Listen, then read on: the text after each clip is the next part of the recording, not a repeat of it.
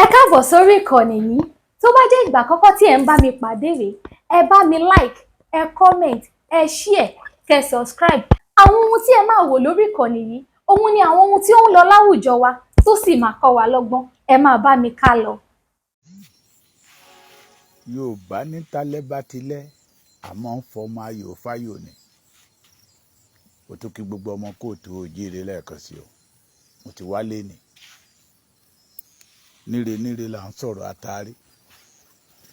Níre níre là máa ń sọ̀rọ̀ yín o. A kú oríire òní o. Àyájọ́ èní July 1st. Tọ́lọ́run bá wa dá ẹ̀mí bàbá wa olóyè ṣe Sunday ọmọ Adéyẹmọ Ìgbòho ṣàṣì. Àdàrà fún yín ojú òní tì yín. Gbogbo ẹ̀yin tẹ́ bá ní oore ọ̀fẹ́ láti darapọ̀ mọ́ ètò yìí láṣàálẹ̀ yẹ ti rí àkọlé ẹ̀. Ìkéde pàtàkì fún gbogbo ọmọ Yorùbá àtàtà láti ilé-iṣẹ́ ìrù ẹkùn Security Network. Kó bá lè dára ni o. Ojú òní ti gbogbo wa ní ṣàṣedànù. A ní ṣàṣetì láṣẹ Olódùmarè. Mo ti ń sọ̀rọ̀ yẹ tipẹ́ tàdẹ̀ tí ń ju àwọn nọ́mbà kan síta tipẹ́tipẹ́. A tún máa ju nọ́mbà yẹn síta lénìí. Láṣàálẹ̀ yìí, màá bẹ̀rẹ̀ iṣẹ́ yẹn láṣàálẹ̀ yìí. Ẹ jẹ́ n kọ́kọ́ sọ wípé ní ṣíṣe náà rán mi wá. Èmi kọ́ ni mo ránra mi. Ṣùgbọ́n nínú tán rán mi wá yẹn mo lè jẹ́ kọjá ń tán rán mi lọ. Kó bá lè dá náà ni. Àní dídàkudà. Ẹ̀yin àgbà Yorùbá lẹ sọ pé iná èsìsì kì í jòyàn lẹ́ẹ̀méjì. Bẹ́ẹ̀ ni ohun tó bá ti ṣe ni rí. Ènìyàn tún ní fún lórí ọ̀fẹ́ kó tún padà kó tún ṣe èèyàn rí. Ẹ jọ̀ọ́ torí Ọlọ́run ẹ̀yin ìyá mi àtẹ̀yin bàbá mi àtẹ̀yin ẹ̀gbọ́n ẹ̀yin àbúrò. Tẹ́ bá lórí ọ̀fẹ́ láti wà lábẹ́ ètò yìí, ẹ bá mi share ẹ̀ dáadáa. Ẹ dẹ̀ bá mi pè àwọn ojúlówó ọmọ ọkọ wọlé. Ilé wa àtọ̀nà wa ò ní dàrú. Ẹni títí ẹ ti jóná kò ní kóná mọ́ títí wa. Ìran àgbàrá kì í fòkòtò. Lọ́kùnrin lóbìnrin ire ayé wa ò ní fòwárù. Mo mú ìkéde pàtàkì wá lórí ọ̀rọ̀ ìrù ẹkùn Security Network. Ìrù ẹkùn Security Network ó wá fún ààbò ilẹ̀ kóòtù òjíire pátápátá. Security Network, ìrù ẹkùn Security Network ó wá láti wá mú ìdùnnú àti ayọ̀ sí ọkàn ọmọ Yorùbá. Ìrù ẹkùn Security Network kò wá láti wá mú ìpòrúurú ọkàn ìbànújẹ́ fún ọmọ Yorùbá. Ìrù ẹkùn Security Network kò wá láti wá sọ ààbò ilẹ̀ Yorùbá di fíafíà. Ṣé mọ̀ pé ọ̀gá wa tí Ọlọ́run gbéṣẹ́ yẹn lé lọ́wọ́, ẹ gbọ́dọ̀ tó ti ń sọ látijọ́ yìí pé ìrù ẹkùn Security Network kájọ kóra wa papọ̀ ká fọ ilẹ̀ bàbá wa mọ́ ní ìrù ẹkùn Security Network wà fún. Ẹ ti rí ní àtijọ́ tó ti kéde ẹ̀ pé ìrù ẹkùn Security Network ìjọba ti fi òǹtẹ̀ lù. That means to sí tẹ́yìn olóyìnbó ń pè ní approval.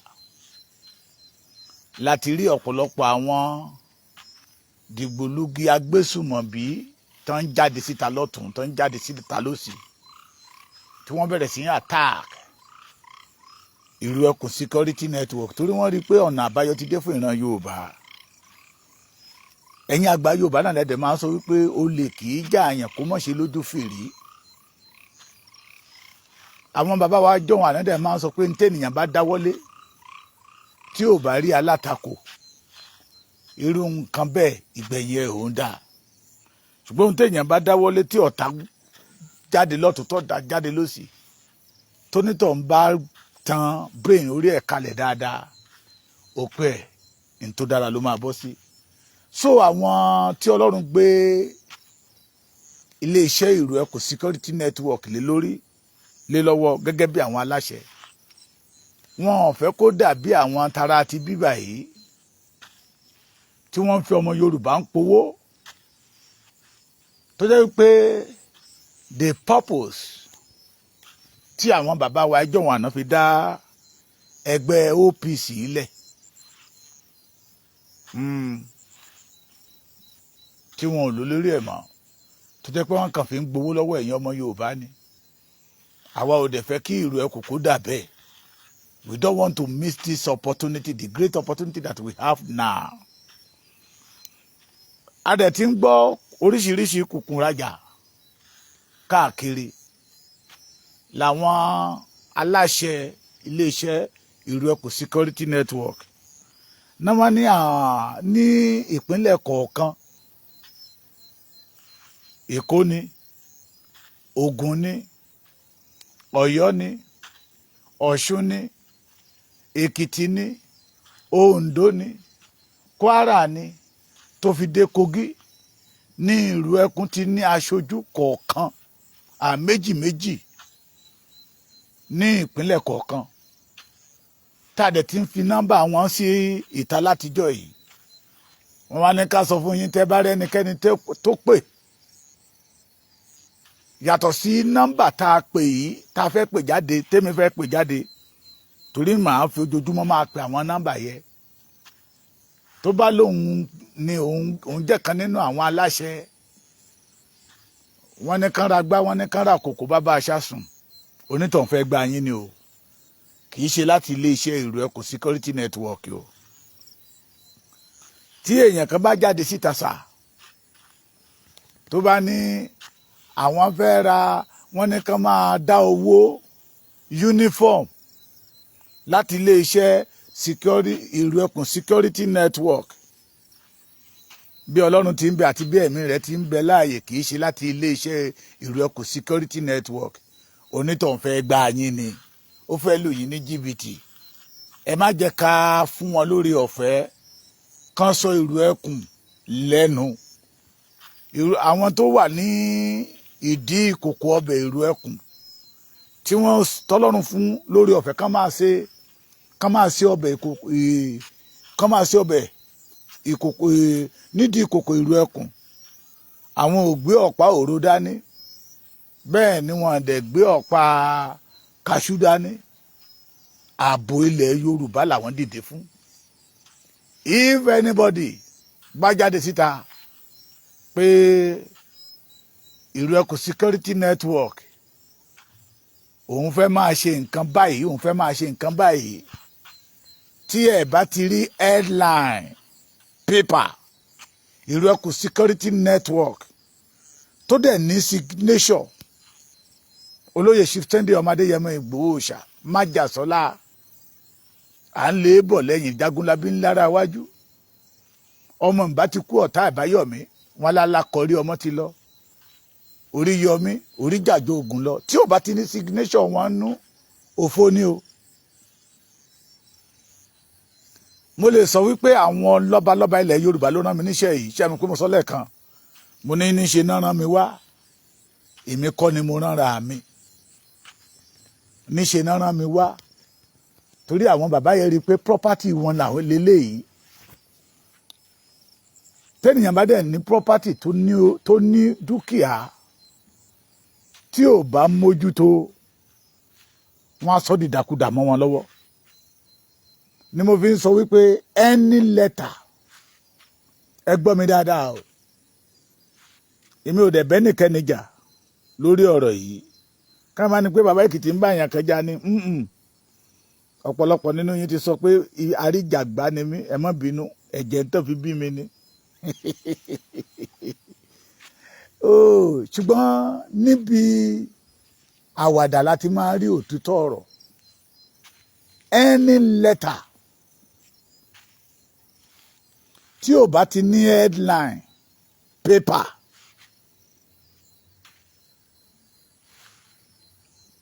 ìrù ẹ̀kọ́ security network, ṣé ń gbọ́ mi?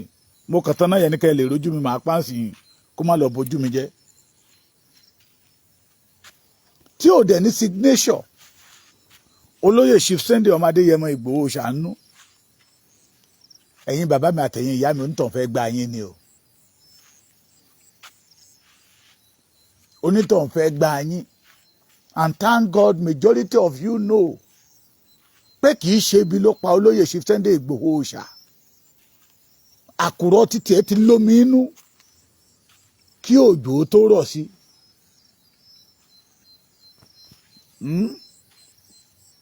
tẹ́jì ó tó dé àkùrọ̀ ẹ ti lómi nínú Ọlọ́run kàn fi ìfẹ́ ìran rẹ̀ sí lọ́kàn ni ló fi volunteer gbogbo ohun tó ní pé olúwa èmi rèé rán mi. I always say that the Yorùbá we must not miss this opportunity.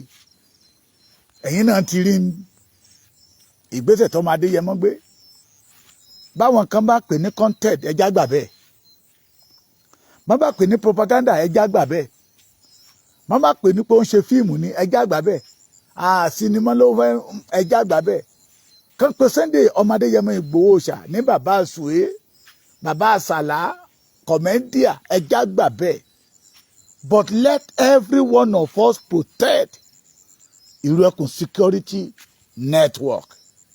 Mo tún tún sọ lẹ́ẹ̀kan tó bá jẹ́ bàbá Èkìtì ni mo bá kọ lẹ́tà sí yín ní orúkọ Ìrẹ́kùn tí mo ní hi bàbá Èkìtì a fẹ́ kọ́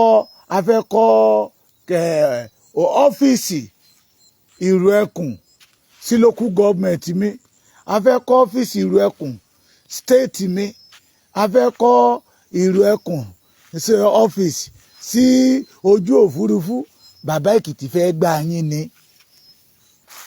ṣe gbọ́ mi tí irú nǹkan bẹ́ẹ̀ yẹn bá máa wáyé á wáyé láti òkè tí àwọn lọ́balọ́ba máa mọ̀ ń pa ẹ̀ ṣe mọ̀ pé mò ń tẹnu mọ́ Ìrẹ́kùn did not belong to anyone agbé Sunday Ìgbòho kalẹ̀ látọwọ́ Olódùmarè wá tí àwọn lọ́balọ́ba ilẹ̀ Yorùbá dẹ̀ tán ṣùgbọ́n ẹ̀ so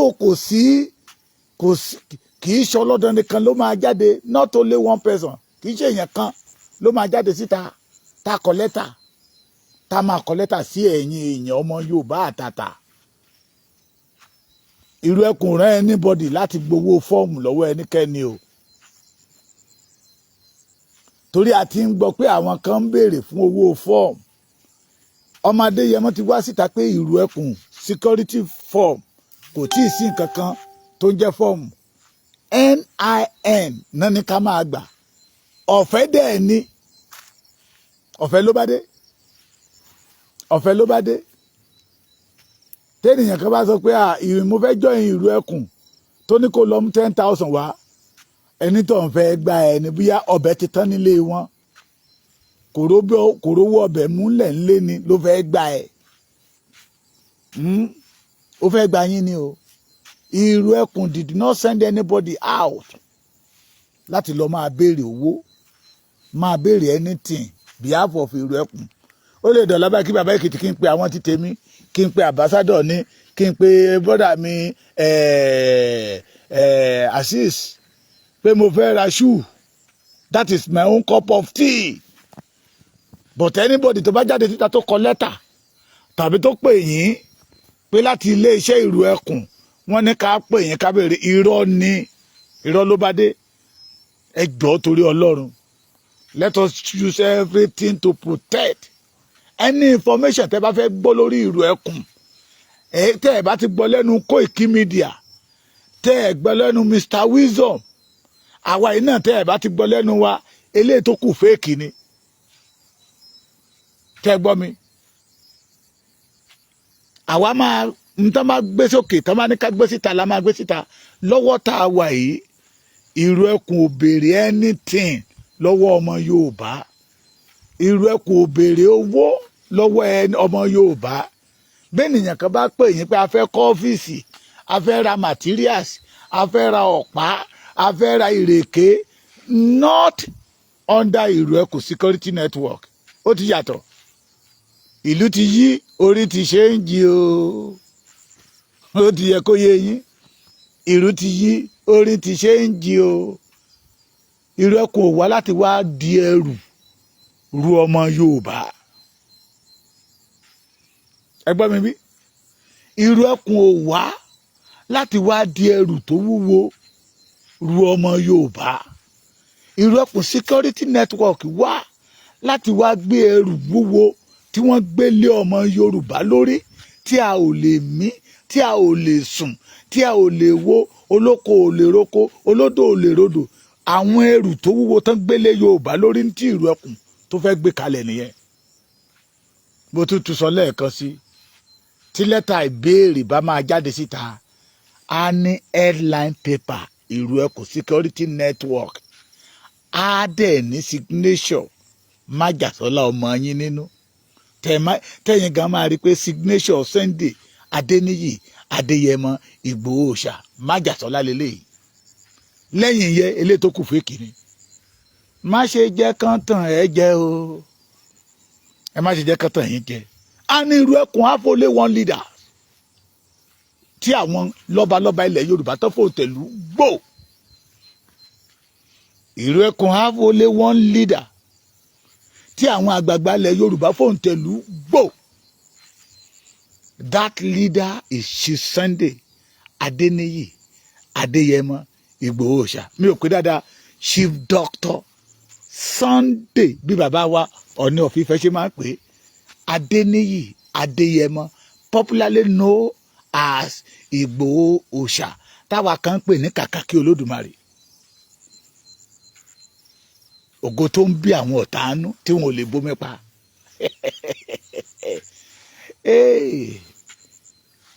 A ní fọwọ́ ara wa ṣe ra wa o. If you want to join ìrù ẹkùn, màá pe nọ́mbà state commander kọ̀ọ̀kan síta, tí mo dẹ̀ mọ̀ pé wọn ò ní béèrè owó lọ́wọ́ yín, ọ̀fẹ́ ló bá dé. Hello sir, mo fẹ́ join ìrù ẹkùn. O gbọ́dọ̀ kọ́kọ́ lọ mú 10,000 wá, tí mo pé o ti pe wrong number. Lẹ́yìn nọ́mbà tí mo bá pè síta ní bíbà yìí, tí màá máa pè every day, tó bá jẹ́ pé mo jáde síta láti wá ṣe èké ìbú ni màá pè é. Tó bá jẹ́ pé mo jáde síta láti wá bá àwọn ọ̀tá tí ò fẹ́ kọjọ́ ọ̀la Yorùbá oníṣìmí ni màá pè é. Ẹnikẹ́ni tó bá ti pe nọ́mbà tó yàtọ̀ sí nọ́mbà eléyìí tí mo fẹ́ pè yìí, Ọ̀yọ́ ló wà o. Ọ̀yọ́ ló wà. You are your home. Tó bá happen pé Olúwa ló forí gbà àpáta láti bẹ̀bọ̀, please don't ever call that is from ìrù ẹkùn security network. Torí àwa máa jáde síta pé jẹ́ ká wo nọ́mbà tó pè. Tó bá ti yàtọ̀ sí nọ́mbà tí àwa pè síta, onítọ̀ máa fo imú kàtà òfin. Tí lára nọ́mbà tá a bá pè síta ń bíbà yìí, tí onítọ̀ bá béèrè owó lọ́wọ́ yín, tí ẹ̀yin náà bá dẹ̀ lè mú evidence wá pé ńgbà tí mo pè wọ́n ní kí n mú 10,000 wá owó fọ́ọ̀mù, wọ́n ní kí n mú 200 wá owó yúnífọ́ọ̀mù, irú ẹni bẹ́ẹ̀ náà ó tún máa fi mú káàtà òfin. So ìrù ẹkùn is for all of us. We all volunteer ourselves to defend our land, to defend our community, to defend our heritage. Ìyá mi Lady K, you are welcome. Ká lè mọ̀ pé ìkéde kan pàtàkì tó ṣe pàtàkì tó yẹ kí gbogbo wa jọ gbọ́ ni, nobody can hijack ìrù ẹkùn bí wọ́n ṣe hijack OPC, the Yorùbá of nowadays. Ànígbà. So we all, the Yorùbá, authentic the Yorùbá, a gbọ́dọ̀ protect ìrù ẹkùn kí iṣẹ́ yẹ kó lè rọ̀ wọ́n lọ́rùn láti ṣe. Under the leadership, we have one leadership. Chief Sunday Adéyẹmọ Ìgbòho Òòṣà. Chief Sunday Adéníyì Adéyẹmọ Ìgbòho Òòṣà. Chief Sunday Adéníyì, Chief Sunday Doctor or Chief Doctor Sunday Adéníyì Adéyẹmọ Ìgbòho Òòṣà. Ọkọ̀ Tóyọ̀sí, ọkọ̀ rọ́pò, ọkọ̀ dúdú, ọkọ̀ pupa. He is the only one that God has already ordained as a leader of ìrù ẹkùn security network. Tẹ́nìyàn kan bá lọ ṣe nǹkan outside that, òfò ni ẹ̀yin ọjà. tí bàbá Èkìtì bá jáde síta pé Lady K mo fẹ́ gba ọ́fíìsì ìlú ẹkùn ṣèkìtì, Lady K mo fẹ́ gba yín ni o, mo fẹ́ gba yín ni o, bóyá ọbẹ̀ ti tán lé mo fi dẹ̀ fẹ́ sí ọbẹ̀, mo fẹ́ gba yín ni, ó lè ní bàbá Èkìtì fẹ́ jà nìyẹn o. Lady K wọ́n ní ká máa dá owó bọ́ọ̀sì, irọ́ ló wà ń díẹ̀ o, irọ́ ló wà ń díẹ̀ o, irọ́ ni o. Bí èèyàn kan bá ṣe èmi máa tú àṣírí ẹ̀ síta o. Ṣé ẹ mọ̀ pé òun ni mò ń pè mára mi, tí n bá mèkì kọ̀ tí mo béèrè irú kan bẹ́ẹ̀, ẹ tètè pariwo mi síta pé bàbá Èkìtì ti fẹ́ gbá wa o. Bàbá Èkìtì náà ti jọyìn àwọn ará bíbà yìí, wọ́n fẹ́ sọ ọjọ́ ọ̀la Yorùbá sínú òkùnkùn. We must not allow it in our midst. We must not allow it. Àbẹ́ ẹ̀rí ni, iṣẹ́ ẹ̀rógo ni, ẹ rí pé ògo kan ti dé. Ìlú ẹkùn tí ò tí bẹ̀rẹ̀ iṣẹ́ tí ẹ wo orí íńtánẹ́ẹ̀tì ṣe lana tí oríṣiríṣi àwọn ẹ̀hànnà ọmọ ń jáde síta, àwọn ọmọ àlè Yorùbá tán àtáàkì ẹ̀. Ẹ̀ẹ́dẹ̀mèrè ìdí tí wọ́n fi ń àtáàkì ẹ̀. Dè sí irú ẹkùn Ohun, ìlú ẹkùn ni mò ń pè bẹ́ẹ̀ o. Bí mo ṣe ń wo Lady K yẹ, ẹ̀jẹ̀ Canada kan sàsí mi lọ́pọlọ bẹ́ẹ̀ ni. Oh my God. Wọ́n rí ìlú ẹkùn gẹ́gẹ́ bí igi ọ̀rọ̀kọ́lódọ̀ títí wọn that want to block opportunity tó fi ń gbà ọmọ Yorùbá.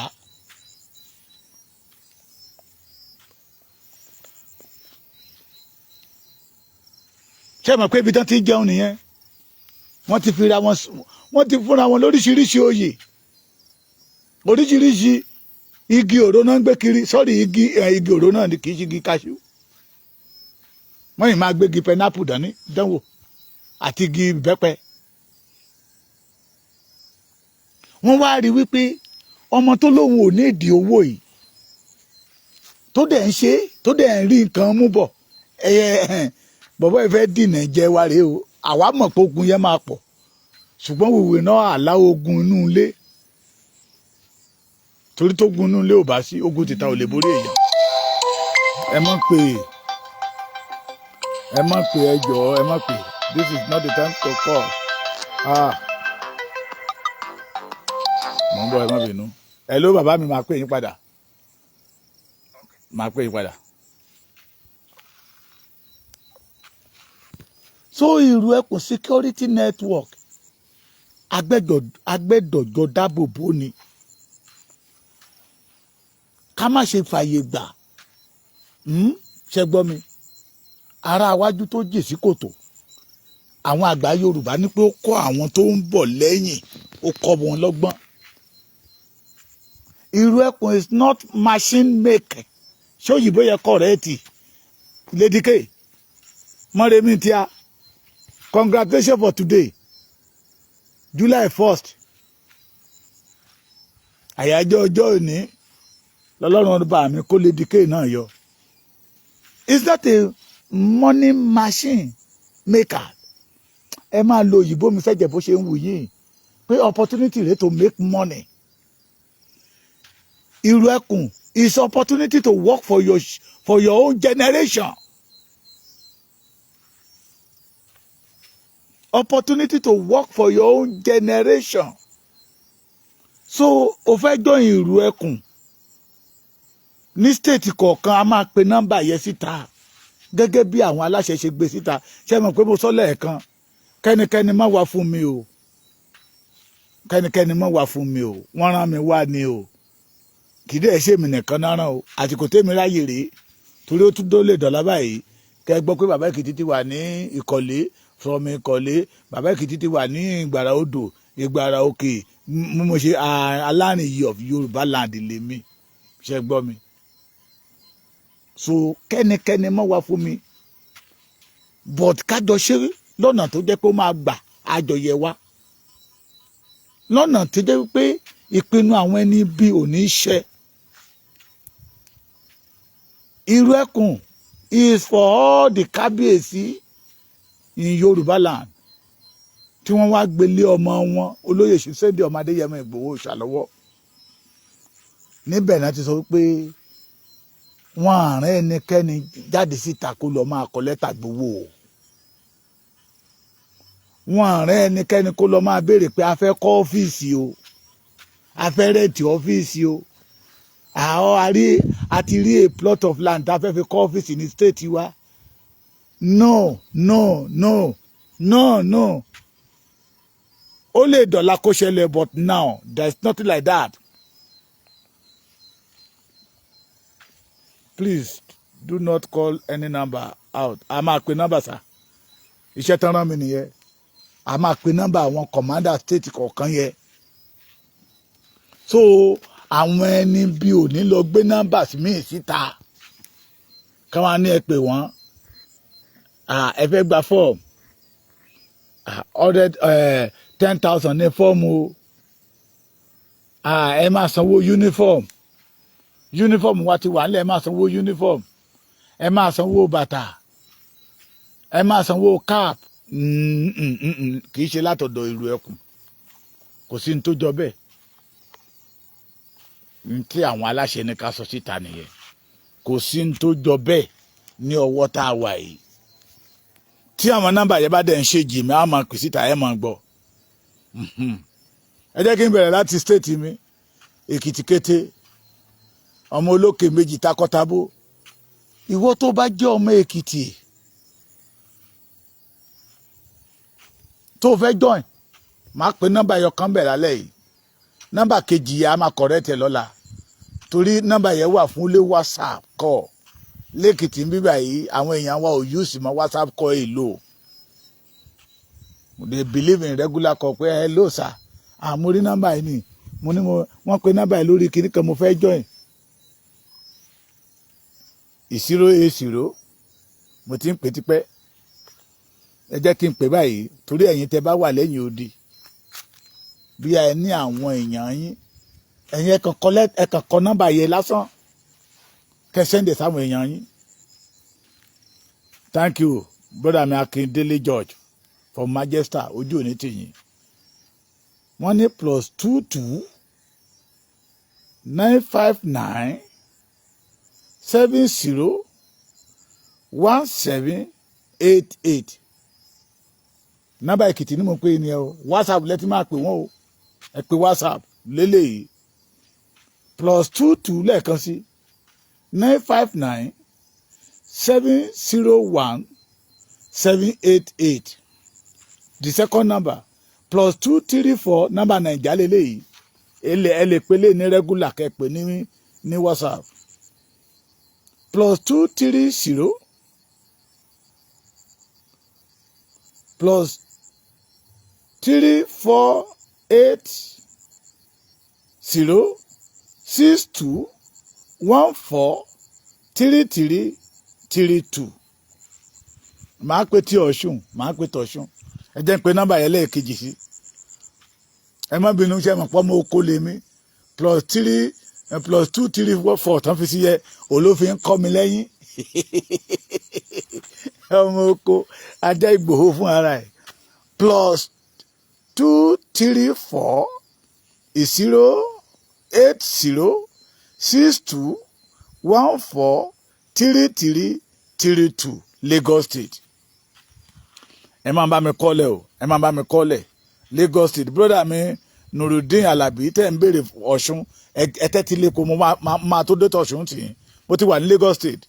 +234 70 32 18 9786 lẹ́ẹ̀kan sí +234 70 32 18 9786.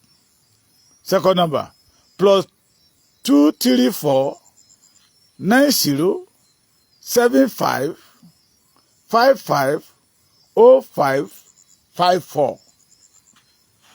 Ogun State +234 80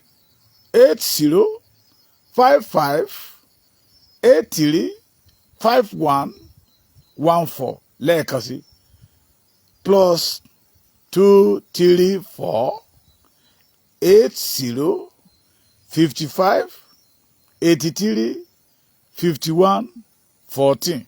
Second number plus 234 80 38 54 83 51. Lẹ́ẹ̀kan sí plus 234 80 38 54 83 51. Ọ̀yọ́ ṣé ẹ má mi ká sára mò ń bọ̀ nọ́mbà ìwúlẹ̀ pè síta yìí bàbá Èkìtì ẹ kú ètò ẹ jọ̀wọ́ nọ́mbà yín ni mo fẹ́ nínú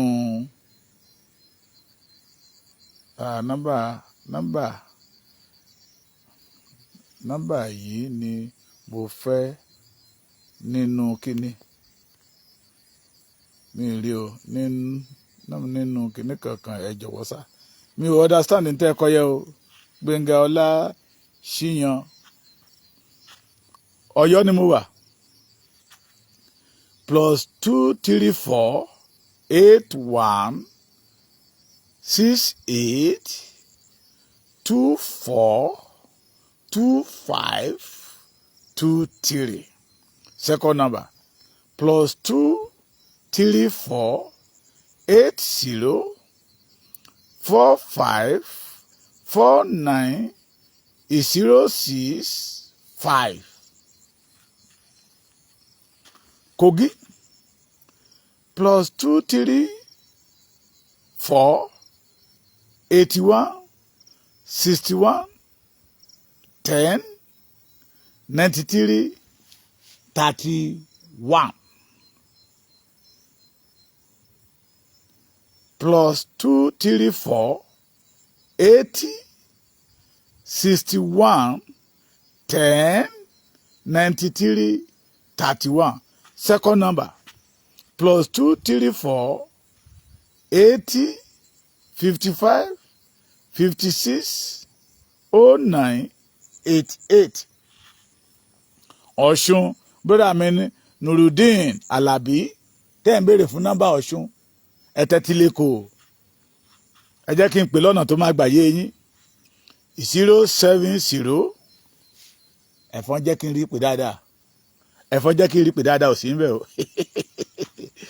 oh God 070 31 30 40 14 lẹ́ẹ̀kan sí 070 31 30 40 14. Second number is 080 59 84 57 33. Ondo Egi is 081 27 34 14 24. Lẹ́ẹ̀kan sí. Ondo ni mo ń pè ẹ́ o. 081 27 34 14 24. Second number is 070 31 36 78 13. Kwara State is 080 65 62 45 23.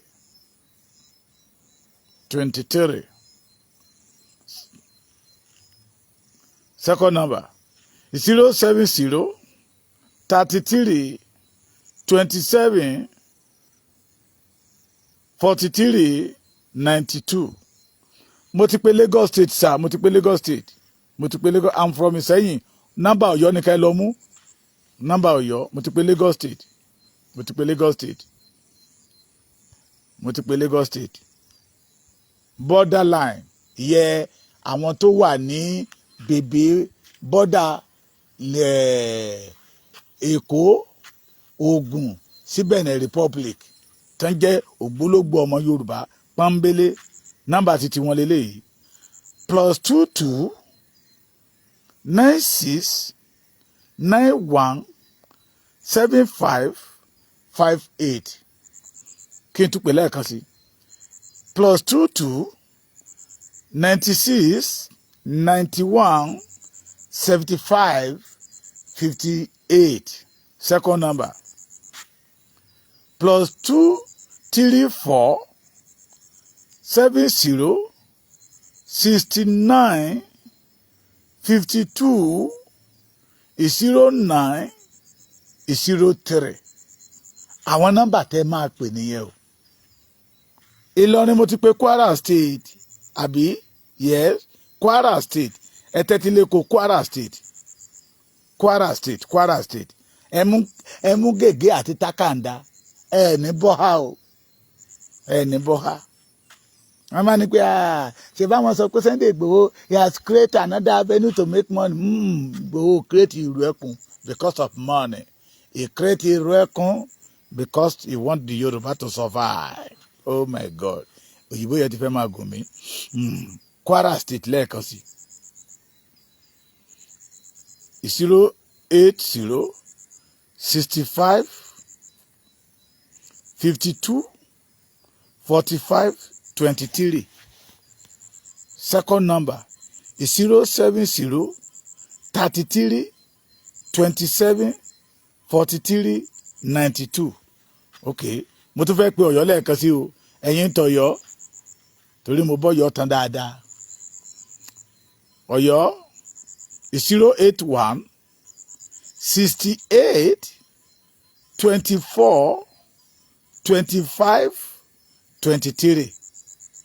Second number is 080 45 49 06 5. Ọ̀yọ́ nìyẹn, Ọ̀yọ́ ni mo pè yẹ. Màá tún gbé sórí Facebook kẹ́ẹ̀rí, ẹ rí lórí YouTube náà. Màá tún gbé sórí TikTok. Nọ́mbà tẹ́ máa pè nìyẹn if you want to join ìlú ẹkùn tí ò ná ẹ anything kọjá NIN fún ìforúkọsílẹ̀. Ìlú ẹkùn ò ta fọ́ọ̀mù o, ẹ gbọ́ dáadáa o. Ìlú ẹkùn ò ṣe kí ni kò ta fọ́ọ̀mù o. Nígbà tó sọ mí ti NIN lénìí tó wá dọ̀là tán wá pè ẹ́ wọn àti ẹ̀ lè pẹ́ mo jẹ́rìí wọn. Tàbí kò pé ẹ jọ sà mo fẹ́ jọ ìlú ẹkùn kán wá ní ó máa san owó bàtà àtowó yúnífọ̀mù lẹ̀ sà ó ti wrong number lẹ́ẹ̀pẹ̀ wrong number lẹ́ẹ̀pẹ̀ there is nothing like that. Ṣé gbọ́ mi? Nothing like that. Ara iwájú tó jèsì kòtò. Àwọn àgbà àjọ wọn àná wọn ló kọ́ àwọn tó ń bọ̀ lẹ́yìn lọ́gbọ́n. Ìkéde tán ní ká gbé síta nìyẹn. Under the leadership of Chief Sunday Adeniyi Adeyemo Igboho Oòṣà. Pé ọ̀nà táwọn fẹ́ gbà recruit àwọn èèyàn wọlé ní NIN and it's a free process. Nothing like a money.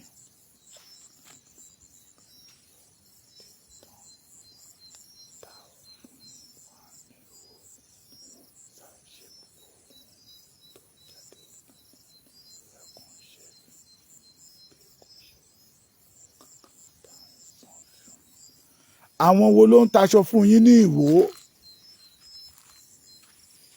Ìlú ẹkùn taṣọ kankan o. Please. Ìlú ẹkùn ṣe kí ni kò ta aṣọ kankan. Àdẹ̀ ta káàpù kò tí ì sí nǹkan kan tó jẹ́ bẹ́ẹ̀. So àwọn tó ta káàpù fún yín ẹ lọ bá wọn kan ṣàlàyé fún yín not under the leadership of ìlú ẹkùn. Ṣé gbọ́ mi? Kò sí ní tán pè ní pé à ń taṣọ. Kò sí ní tán pè ní pé à ń ta káàpù. Káàpù tẹ́rí tí èmi ń dé. Bọ́dà wa kan ló ṣe fún wa fún ìdánimọ̀ àwa tá à ń rìn káàkiri. Àwọn tó dẹ̀ jọ ìlú ẹkùn lẹ́kìtì ń bíbà yìí á fún wọn ní káàpù yẹ.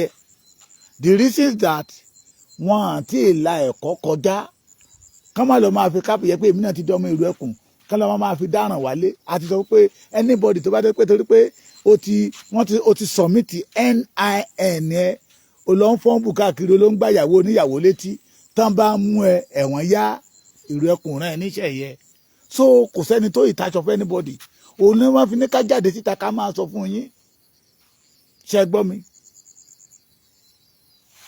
Lẹ́yìn NIN ohun tó bá tún kàn ẹ̀ tún gbọ́. A fẹ́ gba ọ́fíìsì ni o. Wọn àti ìran wa nìyẹn. Ṣùgbọ́n a ti rí àwọn lọ́dọ̀ wa níbà yìí. A ti rí àwọn ọba tínú wọn dùn tán ti provide ọ́fíìsì fún àwọn ọmọ wọn. Ní ọ̀dọ̀ wa ní bíbà yìí tán ti provide ọ́fíìsì fún àwọn ọmọ wọn. Kábíyèsí ìlú yẹn ló dẹ̀ provide ẹ̀ pé inú ohun tó ti ń wá ti pẹ́ ni. Tí ò dẹ̀ ná wọn ní kọ́bọ̀ tí ò wọ́n gbowó. So téèyàn kan bá kọ lẹ́tà sí yín pé ní stéètì wa a fẹ́ dá owó aṣọ títí wa, owó aṣọ ìrù ẹkùn àti bàtà ìrù ẹkùn àti fìlà ìrù ẹkùn, onítàn fẹ́ lù yín jìbìtì ni. Kì í ṣe látọ̀dọ̀ Sunday ọmọ Adéyẹmọ Ìgbòho Òòṣà. A fẹ́ gba ọ́fíìsì kò kàn wọ́n, kò kan anybody. Iṣẹ́ tán bá fi rán ikọ̀ kì í pa ikọ̀. Ohun tán bá ní kí ikọ̀ ẹlẹ́mẹ̀ṣọ́ ṣọ́ ló yẹ kẹ́lẹ́mẹ̀ṣọ́ ṣọ́. And I believe in all the commander in every state. Wọ́n ní à ń pe nọ́mbà wọn jáde kẹ́ má bàa pe wrong number. Káwọn ohun tẹ́lòmíì ò jẹ́ kó má lọ sọ pé òun jẹ láti lọ máa fi gbá ẹ̀yìn ọmọ Yorùbá. La fi sọ wípé ìrù ẹkùn wá láti gbé àjàgà kúrò lọ́rùn ọmọ Yorùbá ni. Ọlọ́run gbé ìrù ẹkùn kalẹ̀ láti gbé àjàgà kúrò lọ́rùn ọmọ Yorùbá ni. Kì í ṣe pé láti gbé àjàgà wọ ọmọ Yorùbá lọ́rùn. Ṣé ẹ gbọ́ mi sà? Ṣé ẹ ń gbọ́ mi mọ̀? Ẹ jájọ pọwọ́pọ̀ kájọ defend, kájọ gbárùkù, kájọ ràgàbó ìrù ẹkùn kí àwọn ọmọ àsáwọ̀, àwọn ọmọ atoko wa balẹ̀ jẹ́ ká má lórí ọ̀fẹ́ àti sọ ìrù ẹkùn lẹ́nu. We have mission and I believe that ìrù ẹkùn will never lose the focus. Bí Ọlọ́run ti bẹ àti bí ẹ̀mí rẹ̀ ti ń bẹ láàyè. So ìkéde tán ní ká gbé wá nìyẹn. Ẹ má ṣe jẹ́ kẹ́nikẹ́ni ó lù yín jìbìtì o. Mò ń sọ fún yín jẹ́ mọ̀ pé mi ò dárúkọ ẹnikẹ́ni báyìí. Mò ń pè mọ́ ara mi tí bàbá Èkìtì bá pè yín lọ́la pé ẹ jọ̀ọ́ ní ẹ̀yin ọmọ Èkìtì, màmá mi lẹ́kìtì, bàbá mi lẹ́kìtì, ẹ jọ̀ọ́ a fẹ́ ṣí ọ́fíìsì ìrù ẹkùn sí Adó Èkìtì. Àti ríbi kan wọ́n ní 7.5 million. Mo fẹ́ gbà yín ni o. Wọ́n á rán mi níyẹ̀ o. Ìrù ẹkùn kò gbéṣẹ́ rán èèyàn. Any letter tẹ́ bá ti rí, I repeat it. Any letter tẹ́ bá ti rí sà, brother and sister, tí ò bá ti ní headline paper, ìrù ẹkùn security network, tí signature Sunday ọmọ Adéyẹmọ Ìgbòho Òòṣà bá ti sí ń bẹ̀, wàláì tàláì wọ́n fẹ́ gbà yín ni. Ẹ bu onítọ̀hún so ẹni tó kọ fún yín. And if you receive something like that, you can forward it to me. Ṣé gbọ́ mi? Èmi máa dá padà sí headquarter. Pé a ti rí kan lára àwọn tó fẹ́ bà ìrù ẹkùn jẹ́, tó fẹ́ sọ ìrù ẹkùn lẹ́nu. We trace that letter. Onítọ̀ máa fi mú kàtà òfin. Wọ́n wá bi léèrè pé ta ló rán. Ta ló rán? If you want to join ìrù ẹkùn in your own state, àwọn nọ́mbà tẹ́ máa pè nìyẹn pè wọ́n. Mo dẹ̀ jẹ́rìí wọn. Wọ́n ń ṣe lébi lóòótọ́ wọn tí yó, ṣùgbọ́n ebi ò pa wọ́n. Wọ́n dẹ̀ ní fẹ́ kí ìlú bàbá wọn ó bàjẹ́. Wọn ò ní béèrè kọjá submit your NIN. Torí ọ̀pọ̀lọpọ̀ nínú wa náà ID card ńkọ́ èlò lówó tá a máa fi ṣe ID card kò kàn ẹ́ o. Wọ́n àti ní kẹ́ ẹ mú wá ID card wá o. Kò kàn ẹ́ o. Kò kàn ẹ́ o. Ìwọ kọ́ ló máa sọ fún wọn nígbà tá a máa ṣe ID card fún yín. Ìwọ kọ́ ló máa sọ fún wọn nígbà tá a máa gbé aṣọ lé yín lọ́rùn. Ohun tán bá ní kí ẹ ṣe ni kẹ́ ẹ ṣe. Ẹ mọ̀ tí wọ́n sì ṣe. Ẹlòmíì a máa wá ìwàkúwà, a wá rí ìríkúrí.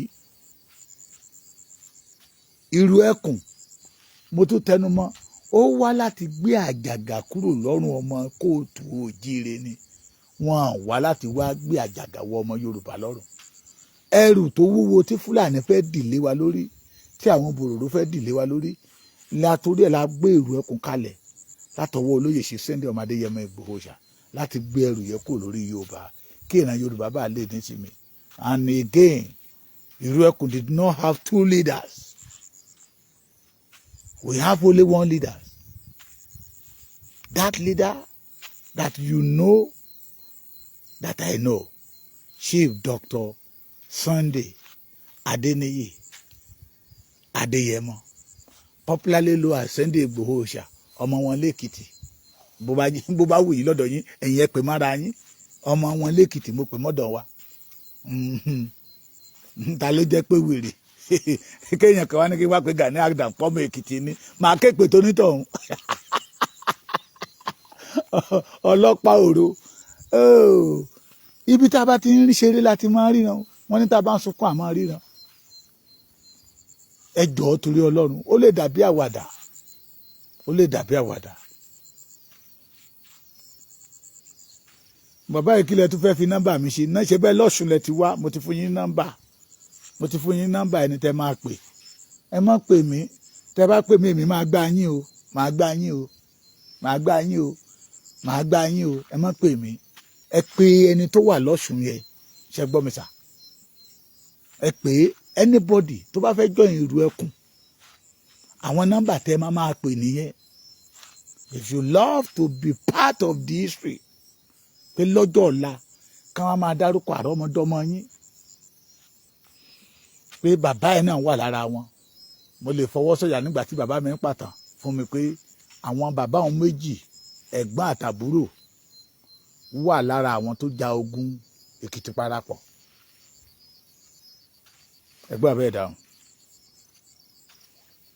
Ẹ má ṣe jẹ́ kẹ́nikẹ́ni ó gbá yín o. Ẹ má ṣe jẹ́ kẹ́nikẹ́ni ó gbá yín. Olóyè Chief Sunday Adéyẹmọ Ìgbòho Òòṣà kò gbé ìrù ẹkùn kalẹ̀ pé kò ń bá lè fi gbowó lọ́wọ́ ọmọ Yorùbá. A gbé kalẹ̀ láti ṣe ìrànlọ́wọ́, ààbò, ìfọ̀kànbalẹ̀, ìtura fún ìran Yorùbá ni. Tí ẹ gbọ́ mi. Ajá kìí dé èrò kó ṣọ́ ojúlé méjì papọ̀. Ṣé ẹ gbọ́ mi? Gbogbo ẹ̀yà ẹ̀ka tó wà ní ìrù ẹkùn pátá làwọn adarí tó wà ńbẹ̀ ni wọ́n ń ṣiṣẹ́ lé lórí. Ṣé ẹ gbọ́ mi? Èyí tó bá tún ní ká sọ síta la máa sọ síta. Èyí tó bá tún ní ká bu ẹ̀yin ọmọ kóòtù òjíire gbọ́, a tún máa bù yín gbọ́. Ṣùgbọ́n lọ́wọ́lọ́wọ́ tá à ń sọ fún yín sìn, ohun tí ìrù ẹkùn sì béèrè ni pé ẹnikẹ́ni tó bá fẹ́ join ìrù ẹkùn, just call the number tí mo pè síta yẹ, tí màá tún máa pè. Tó bá dẹ̀ ti pe àwọn yẹn, tó bá ti ní hello, ẹ jọ̀ọ́ mo fẹ́ join ìrù ẹkùn ni, ohun tó máa tẹ̀lé tó máa gbọ́ lẹ́nu wọn ni pé ẹ submit NIN yín, ló bá tán. Àwọn ojúlówó ọmọ ọkọ nìyẹn. À ń pe eléyìí síta kẹ má lọ join wrong number, kẹ má lọ pe wrong number. Ṣé gbọ́ mi? A dáa fún yín bàbá mi. Ṣé bàbá mi ni Oyíndàmọ́lá Babátọ́pẹ́ ojú òní tì yín? Ẹ jọ̀ọ́ torí àwọn ti bí báyìí, wọ́n ní ogun ò tí ì já ilẹ̀ Yorùbá, ìlú dẹ̀ ń tú, àwọn ará bíbá dẹ̀ ń lé èèyàn kúrò ní ìlú, àwọn dẹ̀ wọ́n ìdúró nídúró pé ogun ò tí ì já ilẹ̀ Yorùbá. Àti ti wá rí ọ̀nà àbáyọ. Ẹ má jẹ́ ká fọwọ́ ara wa bà ọ̀nà àbáyọ yìí jẹ́, ìyẹn number one. Ẹ má jẹ́ ká fi ìwọ̀n mọ́ra, ojú kòkòrò, àìnítẹ́lọ́rùn bà ọ̀nà àbáyọ yìí jẹ́. Ẹ má jẹ́ ká wá gbà fún àwọn ọ̀tá láti wá bà ọ̀nà àbáyọ yìí jẹ́. Àwọn kan wà, àfẹ́mí ni. We must not allow them to destroy the name ìrù ẹkùn. Kò ní lábà wọn wà ò ní gbà kẹ́nikẹ́ni ó taṣọ àlà, kó ta epo sí aṣọ àlà ìrù ẹkùn. Ìrù ẹkùn belong to all of us. We must work together as a team. Ṣé gbọ́ mi? As a team. Present now. Ṣé ń gbọ́ mi sà? Ma. Present now. ìrù ẹkùn ò gba owó lọ́wọ́ anybody, kò gbowó fọ́ọ̀mù o. mo tún ń tẹnumọ́ ìrù ẹkùn rán ẹnikẹ́ni pé ẹ lọ máa gbowó ọ́fíìsì, ẹ lọ máa gbowó káàpù, ẹ lọ máa gbowó owó ṣòkòtò, owó uniform. mo ti sọ káàpù tẹ ẹ rí lórí ẹ̀mí tèmi kọ ìrù ẹkùn sí lórí, one of our brothers ló ṣe é lóní bàbá Èkìtì, mo ṣe eléyìí nígbà tá a láàfẹ́ nǹkan ìdánimọ̀. a lọ síbi kan náà ní kí làwọn lè fi dá wa mọ̀ pé lóòótọ́ ọmọ Sunday Ìgbòho ni wá. wọ́n náwó sí mi, wọ́n ní àwọn mọ̀ pé bàbá Èkìtì lélẹ̀, àwọn máa ń wò mí dáadáa lórí kinní, but àwọn tó pè mí ní ara wa níwọ̀n. òun ló mú wa pé kan nínú àwọn bọ́dà wa pé we need so ó dẹ̀ ṣe fún wa. ní kì í ṣe látọ̀dọ̀ ìrù ẹkùn o. òun ni mo fi sọ wípé ìrù ẹkùn did not request for anything. ẹ má jẹ́ kán bà wá lórúkọ jẹ́, ojú wa ò ní rí bí o, ìbànújẹ́ ò ní wọlé tọ̀ wá o, àwa la máa ṣẹ́gun o. ṣe gbọ́ mi, ìkéde yìí wá láti ilé-iṣẹ́ ìrù ẹkùn security network under the leadership of Chief Dr. Sunday Adeniyi Adeyemo Igboho. Good night and remain blessed.